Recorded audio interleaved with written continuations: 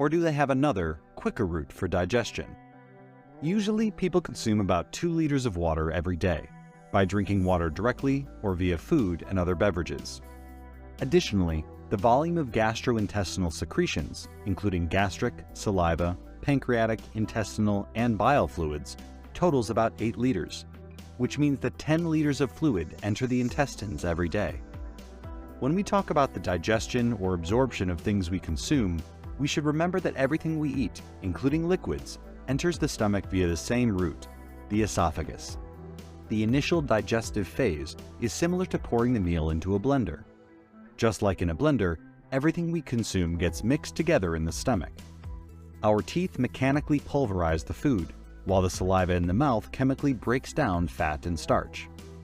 On the other hand, water is a very simple molecule, so our body doesn't have to break it into smaller, simple molecules.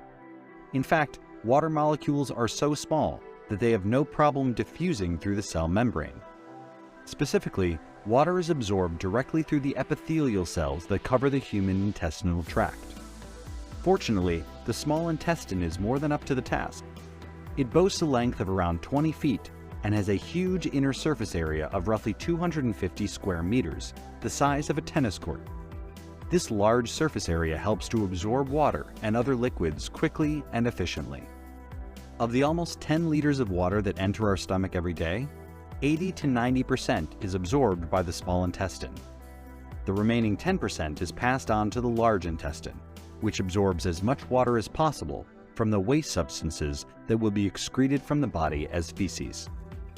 The non-water fluids that we regularly consume are just chemicals suspended in water. Fruit juice, for example, consists largely of water and sugar, along with several other ingredients, such as preservatives, vitamins, and minerals in small quantities. Sugar is broken down by enzymes in the mouth and small intestine, and then absorbed into the body.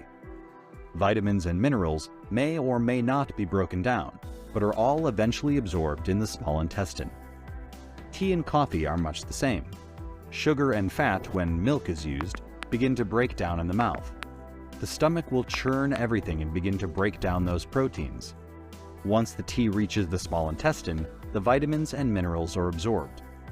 Tea and coffee also contain chemicals classified as antioxidants, some of which can be absorbed into the body. Amino acids are also found in tea and coffee, and are similarly absorbed by the small intestine. When alcohol, ethanol, is consumed, it enters the stomach, where it can be absorbed into the bloodstream. If there is already food in the stomach,